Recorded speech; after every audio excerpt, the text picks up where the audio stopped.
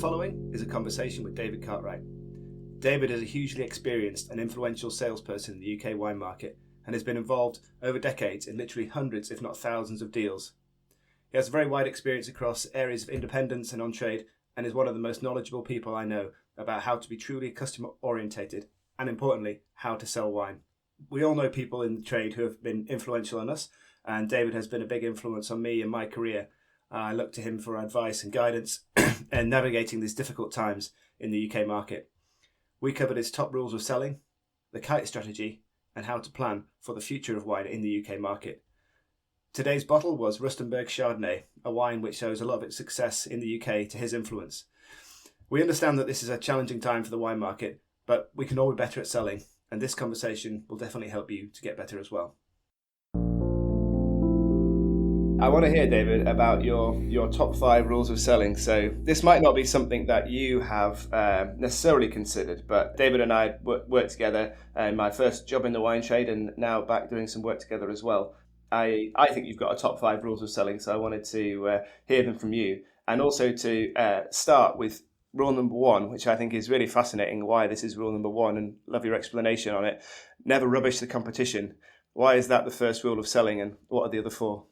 But yeah, the never rubbish the competition rule is really important. Actually, it does lead into one of my parameters, rules, the way I try and work with my clients, and that is around actually understanding what one's competitors are doing in terms of, if I'm trying to approach a client, work with a client with a specific project, specific wine. What's going through the buyer's mind? Why might and this happens frequently. Why might a buyer choose my product? I would call it a service rather than a product. I'm offering a service. Why won't they choose mine over a competitor, friendly or otherwise? And it's really important, I think, to know what is out there. Not one portfolio has all the answers to all the gatekeeper needs or the shopper needs. And should I be heard, should I ever talk about a competitor in a less than positive way, I just think it gives again, these are all related themes, so apologies for the length of the first answer. But it builds, the salesperson has to build something what I would call trust. And I think of this trust as a bank of brownie points, goodwill, brownie points in the bank of goodwill, and they need to be built with, but the person I'm facing into is going to be thinking, I don't know this guy. Plenty of people don't know who I am, contrary to my own popular opinion. So I've got to start on that journey of saying, I want to become part of your providing a service, and I want to show you that you can trust me.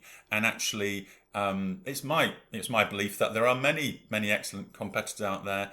And I think if I was to start off in the middle or beginning, or actually would be the end of my journey with that client, being negative, then it would just it's just a vibe that is not necessary, and it would there's just no place for that in our lovely industry.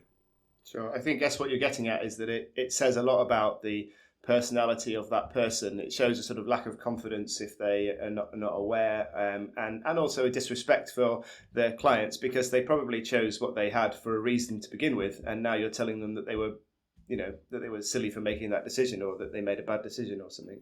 Yeah, and I think probably the closest I got to it was I do love South Africa intensely, and with a passion. And actually, I was when the Swartland Revolution came out, I was trying to work out what the relationship that would have to the overall South African wine industry, because I had a huge love, and I was trying to work out what that consideration was. And it was helpfully somebody pointed out, actually, if there's a noise going on in this then small part of the South African footprint spectrum, some noise going on in Swartland, then actually everyone's going to benefit. And you see a parallel. My parallel to that would be English sparkling wine, where actually we should be proud of the English sparkling wine. Look at the average price point. If we've got shoppers thinking the average price point is of a certain 15, 18, 20 pounds, probably higher, then actually everyone in the industry will win. High tide takes all boats. So what have you got as your next rule? Okay, outside of there's a big sort of heart-shaped picture called trust and relationships. So now all the next 4 points need to come from that spectrum. First one is you have to work out how to understand what the shopper needs are, and the shopper can be the gatekeeper, and the gatekeeper shoppers are the actual shoppers in a store. Now, unless you work out what the shopper's needs are, the gatekeeper or the customer, the shopper, then really you're going to be struggling. If you've got a price list that's full of Marlborough Sauvignons, and your customer's after some lovely racy Chablis, then even the best salesperson in the world is never going to convert that sale. So understanding the needs of the shopper is really critical, and they can range from again, I give the example, they could range from capability, availability, price, vintage, many things.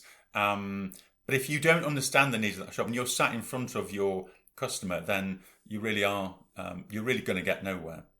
And I would the famous quote that I would give you, that I've got a few quotes coming up, so would be Stuart Purdy. He was a buyer. He was head of wine buying at a supermarket called Morrison's, very fabulous, originally now nationwide, originally a northern based supermarket group.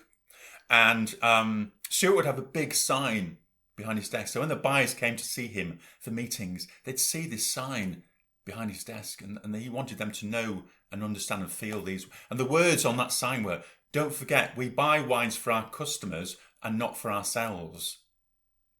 And that for me was really powerful, and it's still true today, as it was. That was 20 years ago, and Stuart's now retired and enjoying his retirement. But those words really, for me, sing true. And I still, when I'm working with colleagues and particularly with suppliers, I do try and bear those in mind, because we then go to my the next law parameter, and that is you can only be in front of a customer if you can add value.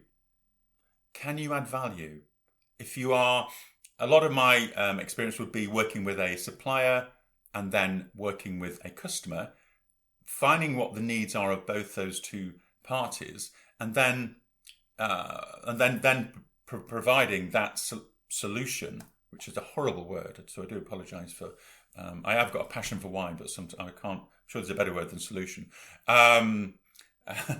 For the customer, and you have to be able to add value. And if you can't add value, you need to get out, because don't forget, we're in a supply chain industry, and I've got a good example of what that refers to, should you wish to. So to quote another icon of the industry, Andrew Bird, when he was the head of wine at Marks and Spencer, he said to me, he said it very kindly, it might come across as a bit brusque, but he said, "Look, David, if you can't add value, you need to get out of the supply chain." So it was a good conversation, and it taught me a lesson. These are all things that you need to take their feedback, because the 5 rules I'd split again into 2. They're outward rules and inward rules, because my inward rules would be resilience, persistence, and the ethereal good luck.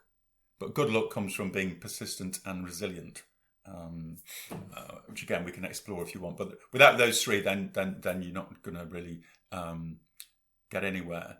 So I'm just going to interject here, David, with so they talk about adding value. It's a phrase, a much loved phrase, and I mean because it totally makes sense. But today, in today's market, with this massive pressure on cost, I mean, wine's always been sort of this kind of low margin and turbulent sort of model, but never more so than now. So people are reevaluating those business models and looking at those things, and the volumes are declining in traditional wines, all sorts of turbulence, which is forcing people to change that. So in the traditional sort of wine agent model, that's even increasingly under pressure, because if all you're doing is just taking an Excel PO and moving it to somebody else, that's doing nothing for anybody. With that business has already been established for a long time, again, you're not really doing anything other than forwarding on emails. So what would be a couple of examples or ways that somebody might do it badly or do it well, in the sense of adding value in that kind of in that kind of world, based on what is happening today? Doing it badly would be, as you just flagged up, is taking an email and either forwarding it on or just not reading into what the supplier is saying. What those are the words, but what is he saying? He's saying, "Oh, the price is going up," or and I've seen it. Okay, right, the price is going up because we all will have inflation. So I would then speak to the supplier. Okay, let's get some facts and figures. And my beloved South Africa has high inflation, but let's speak to a supplier. Let's understand, what do you mean by inflation? What's happening? Right, this is the electricity. This is fuel. This is barriques, and so you're actually giving that's how you're turning limited, irrelevant information into something which actually is adding value. You could then, the second point could be, and by the way, there is because there is a white wine is okay and red wine is declining, etc., etc. Saying here are minimum two options for you to consider. So you're giving the buyer reason to think, okay, this person understands the market. They are telling me a few facts. The buyer will need to go to their within their peer group of colleagues and also their line manager. No buying decisions are taken solely. All buying decisions, in my experience, I'm happy to be proved wrong, are taken as a group. You've got to influence your colleagues, influence your line managers. And if you are, in my phrase, good, thank you for picking me up, adding value, a generic phrase, then you're actually saying, the buyer is thinking, okay, this person is doing more to understand my business and my needs, again back to needs, than a competitor. Because, as we know, there's an oversupply of wine. Doing it well would be, doing it well would be continually making sure that the buyer knows about availability. That that conversation you had a year ago, 6 months ago, you've recalled it and you've come up with to provide a solution for them. And also, you were in their store last week, and that wine that you wanted to that got the business ahead of you a year ago. It's off the shelf. Is there an opportunity for me to talk to the buyer? Oh, I see this as first rule of selling. 1.A after your first rule of selling, Mike. 1.A, check for understanding. Has something changed since we last spoke? I mean, this is selling 101, so I don't want to appear trite. I've been blessed to be asked to go on so many Zooms and Teams for colleagues in other parts of the world who wish to sell to the UK market, and I'll really my mantra tends to be the same, actually. Whether I'm sat in front of, my first role in selling, my first day going to see an amazing wine merchant called Christopher Piper Fine Wines down in beautiful Ottery St Mary, or whether I'm dealing with the UK's number one supermarket. I'm not dealing with Tesco. I'm not dealing with Christopher Piper Wines. I'm dealing with John Earl or Chris Piper. I'm dealing with Graham or Jason. You've got to. At the end of the day, you're dealing with people buying from people, and so this brings me to my. I think it's my third, the fourth, which is being authentic, consistent, and enthusiastic. And now, the beauty of those three things, guess what? They're all free. This is all free. This is the easy stuff. Consistent, authentic, enthusiastic. Yeah, okay. If you can be an expert, great. But these are great wine, appropriate pricing. That's a given. Great packaging that you can work with buyers, whether it's John Earl or whether it's Graham Nash. But you've got to be enthusiastic, consistent, and you've got to build up back to the bank of brownie points, bank of goodwill. Really important. I think the enthusiastic one is really underrated. Yeah, we all have bad days, but if you're giving the buyer a reason to think, wow, this person is interested in my business. This is free. This isn't hard to do. I think the answers to success it's only because they're too simple that people dismiss them sometimes as simple but not easy. Maybe that's the way of summing it up. So could be, yeah, it could be. I mean, if you're in UK terms, anybody listening from abroad, in UK terms, if it's below £8 or £9, then you're into a lot of insight-led decisions. But actually, when you're above £8 or £9, which actually is it's about 10% of the market, you're into then instinct-led decisions by the gatekeeper, by the buyer, and you've got to. I think that's a real core consideration. So then the enthusiasm, the expertise comes in, and it's the parallel would be there. You know, you've got to know more about the wine, the category, the country, the grape, the region than the buyer. You just have to, because if you don't, then it's just you're just setting yourself up for a fall. And I see that often.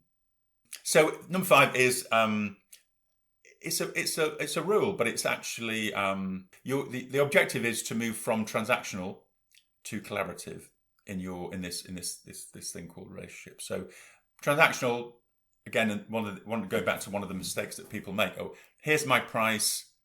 Maybe not even with the volume. Here's my price. It's lower than you've got so far. Right? Can we have a discussion? Collaborative. Okay, I've understood your category. These are my findings. I think these are opportunities for you. Can we discuss it at an appropriate time for you? Transactional to collaborative. And I suppose the caveat for that would be, and I've been there. Okay, we're going to sell. I've been selling 500,000 cases of Pinot Grigio, and that took about half an hour. I think the margin was obviously crucially incredibly small. There was no absolute feeling of I've sold 500,000 cases of wine. It was thinking, oh God, I feel, I'm not sure what I've done. I'm not really sure what I've done to add value to their business or to my journey within the wine industry. But sometimes transactional is required, but very small. You still need to have been in that room. You've got to become and demonstrate constantly that you are looking for a collaborative relationship. It's a two-way street. The answer is in the middle somewhere. And if you're working when you are working with clients, neither side can win every time. It's just not possible. It might not be a rule of selling, but one thing that sticks in my mind, just in case anybody who's listening has got any delusions of grandeur about what the wine industry is, about your rule about the supply chain business, not the wine business. So that's I think a good story if people haven't heard it. Oh yeah, I mean it transformed my thinking totally. So I was about 20 years ago. I was the supplier of Tesco Chablis Finest. And it was about this time of year, it's about the second week of December, having got a phone call from my boss, who'd been called by the head of buying at Tesco, Kevin Smith, saying, actually, where are those 3 trucks of Tesco Chablis Finest?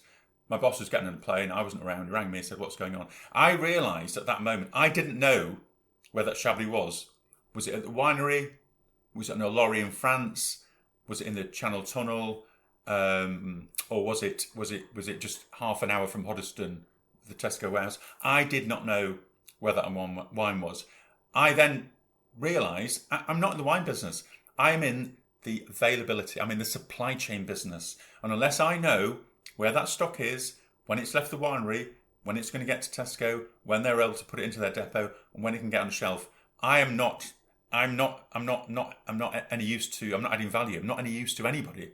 Back to the Andrew Bird quote. So ever since then, I've made it a rule of mine and a rule of colleagues who work with me that we must know where that stock is. Yes, a lot of our customers will do the shipping, and I see a lot of people in the industry think, okay, customer X have placed an order.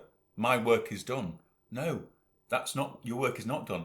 We are not paid to know where the stock is, but it's a critical. We've got to. This is free. Again, back to having free added value. But that taught me a valuable lesson, and I changed all my disciplines from that day, and that was just over 20 years ago.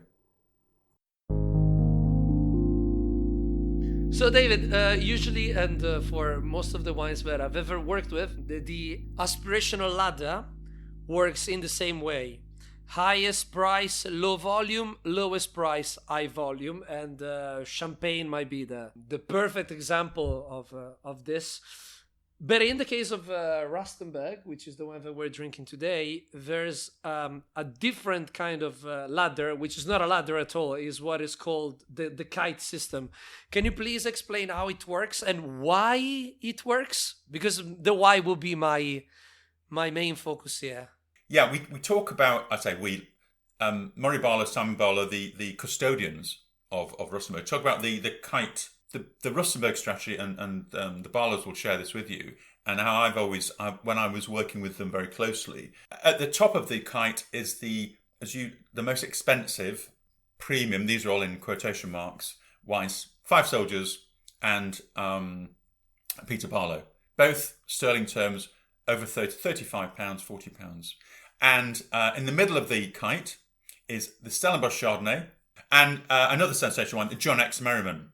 Now, we'll come back to those two in a second. They are in the middle. They're the middle line of the Kite. And then at the bottom, as the Kite sort of folds in, is the what they call Rustenberg varietals. Rustenberg Cabernet, Rustenberg Malbec, Rustenberg Sauvignon, Rustenberg Barrel-Aged Sauvignon. Now, in the middle, to go back to John X Merriman, Stellenbosch Chardonnay, these are what Simon Murray called their icons.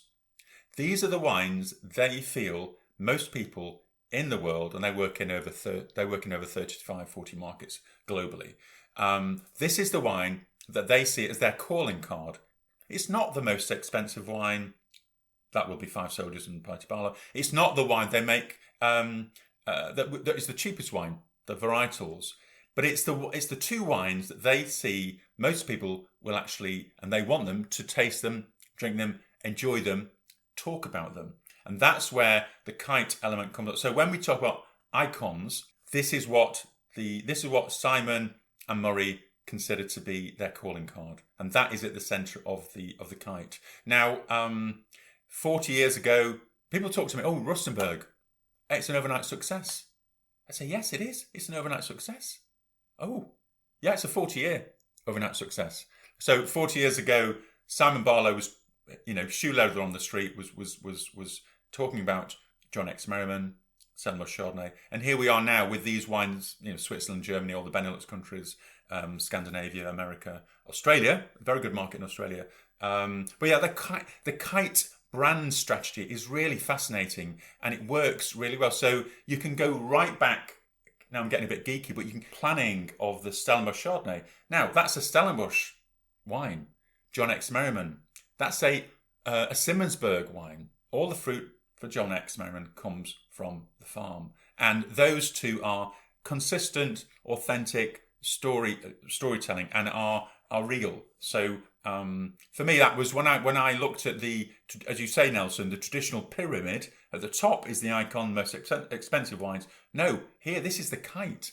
And I'm always looking at brands to say, right, have they got the Kite strategy? And I'm still looking around. I find it really fascinating because this is a farm created in 1682. The Barlow family have had it since when they pulled it together early in the 1940s. But these wines are relevant. Chardonnay, don't even get me started on, do shoppers like oak Chardonnay? Brackets, they do, close brackets. And phenomenal red, incredible red, which will work at any occasion. If I'm a supermarket or if I'm a restaurant for my buy the glass, I will always look at the lower price category. How on earth did Rustenberg manage to position the icons in the supermarkets rather than the cheaper examples? That's a great question. And the point I had forgotten, which you've just reminded me of, was the volume aspect. So Simmonsburg Mountain, susceptible to fire, vintage conditions, or whatever. That will change vintage by vintage. The Stellenbosch Chardonnay is important because that, without giving any commercial secrets away, that is a large volume wine brand, sub-brand if you like, and that is the planning going back 3, 4, 5 years. Now, as recently as 7 or 8 years ago, the Rustenberg Chardonnay was very modest volumes in the UK. So we when I was involved with Rustenberg on a day-to-day basis, we spoke to our 2 or 3 main clients and actually took them through. This is what's possible. Your shoppers appear to have a belief and a commercial connection, a heart, an emotional connection. And therefore, they're buying this wine. They're consistently buying it, and when they're buying it when it's off promotion. This is not a promotion-led wine brand. Can we together look at what might be possible? Because we think these are our plans, and we think you and your shoppers might be able to come with us on this. We need another word for journey. On this voyage of discovery, and we can create new shoppers. And again, so many brand owners say, how do you do it? So you have to go back to what Simon did 40 years ago, and you have to get in front of, you have to do all the majestic wine tastings, you have to do the Waitrose Drinks festivals, you have to do tastings with as many consumers as possible to sell it glass by glass. So this is a £16 bottle of wine from South Africa. This is about 2%, 3% of the marketplace. So you're taking the emotion of the shoppers who are already engaged and trying to recreate that against the backdrop of saying, I, winery owner, I'm going to invest. Will you, gatekeeper, come with me? And that's really what happened in this case. But the volume aspect is critical, because you go back to my first two overarching issues around the wine trade. Capability, yes, fantastic winemaker. The only winemaker ever to be Young Winemaker of the Year twice under the age of 30, Maury Barlow. Availability, yes, we've built a robust program in place. We've set up the contracts with our farmers, and we are good to go. So all those boxes need to be ticked, as well as a connection and a relationship with the gatekeeper. If you're a salesperson kind of entering the trade, or a export manager sat there not really sure what to do for the plan for next year, if you're involved in going to selling to restaurants, whatever part of the trade or sales that you might be involved with, what would you be thinking about as some action points for 2026 and to take as okay, I've got a blank piece of paper. I feel like maybe the state that we are in the industry requires a blank piece of paper. How would you be building a plan to sell in with the challenges of today? The first thing would be understand what you are doing at the winery, at the let's say farm, or what's the objective for the brand. And this sounds super simple, but actually a lot of wineries I meet who want to be in the UK, they aren't sure what their route to market is. So my first question would be, where do you want your wines to be sold? And this negates sort of what I said about meeting shopper needs. But unless they know where they want their wines sold, then they're not going to get anywhere at all fast. Because if they're saying, well, actually, funny you say that, we've got 20,000 cases of Chardonnay. So I'm thinking, okay, I know what your route to market could be, but you're telling me you want to be in restaurants and independent merchants. The two are out of kilter. So I was saying, right, okay, well, if it's supermarkets, these are the things you need to consider. Have you worked in other export markets? Are you aware of the government, the sort of the external constraints around tax and duty, what have you? And are you aware that there are no barriers to entry in this market, so you can easily get in touch with supermarkets? But actually, it's incredibly competitive, and if you're doing the same as somebody else, you're just going to waste your time, because unless you have your identity and your awareness of, I want to be in the on-trade, my wines are sold in the on-trade in other countries, these are the lessons I've learned, these are the mistakes I've made, can you, person X, help me find a distributor who will meet my needs and will meet the needs of my brand against the backdrop of declining red wine market. White wine is fine. Rosé and sparkling are doing great. So again, really taking them back to basics, because this market may not be. They may reach the conclusion, I'm trying to sell. Oh, I'm coming to David to talk about. I've got loads of Marlborough Sauvignon to sell, and the market's crying out for Chablis. The two will never ever meet in the middle. I see so many businesses who don't take that first. And these are hard discussions to be had, because I know the wines that they will be making will be great. And I also know that they'll put. I know it's blooming hard to make a bottle of wine. It's a lot of love goes into that. Put you in the mind of a young salesperson, a young account exec who've got the portfolio, they've got their targets in terms of numbers, but how would you start breaking that down in terms of a sort of actionable plan about how to sell wine? If they're going to sell to Christopher Piper Wines or an independent merchant, it's so easy these days. Find out what is the model of the customer that you are trying to sell to. You can see pretty much every single wine that that independent wine merchant is selling. So what? I can see, right. I'm a Beaujolais producer. I can see there's actually Chris Piper's a bad example because Chris makes Beaujolais, but independent wine merchant where okay, I've got Beaujolais. I'm going to start talking to Burns of Clitheroe because I can see that there's a gap in their range. There's no gap in the range, right? Move on to the next customer that you've done with your research. You've got to do the research. You have to do the hard yards. Because again, I was that salesman 35 years ago when I was selling Freshnets, Cunet, Bodega Ochoa, Gardavif, Sherry. I would rock up and I would try and sell from our portfolio. Quite good names there, so it wasn't, it was nothing to do with me that we got Freshnet going and we got Cunet going, and Ochoa was just kicking off. But selling from your price list is just is a non-starter, and there are young salespeople who may be tasked with selling from the price list, because that's the role they've been given by the company they work for. But even if they've got and I could definitely do that. You can work out, right, I'm going to do my research. You cannot just jump in a car and just go and start talking to customers, because you're going to go back to the person you sat in front of is thinking, this person's not done any research. They don't know that they've come to see him on a Monday morning. That's the busiest time for me because I'm doing my books. They've come to see him on a Friday afternoon. That's my busiest time because I've got more people in the shop. And you could apply the same metaphors for the supermarket. So I wish there was a quick fix, but it's research and development, R&D is really important. And I think in our industry, we definitely don't do enough of that. There are a lot of wines made which are made from a passion, and that's the industry we're in. We love the passion. We love winemakers come up with odd, weird, interesting things. And there are loads of examples of how you can just be in the right place in the right time. And we go back to my three good friends: resilience, persistence, and the best of all, to paraphrase Charles Dickens, is good luck.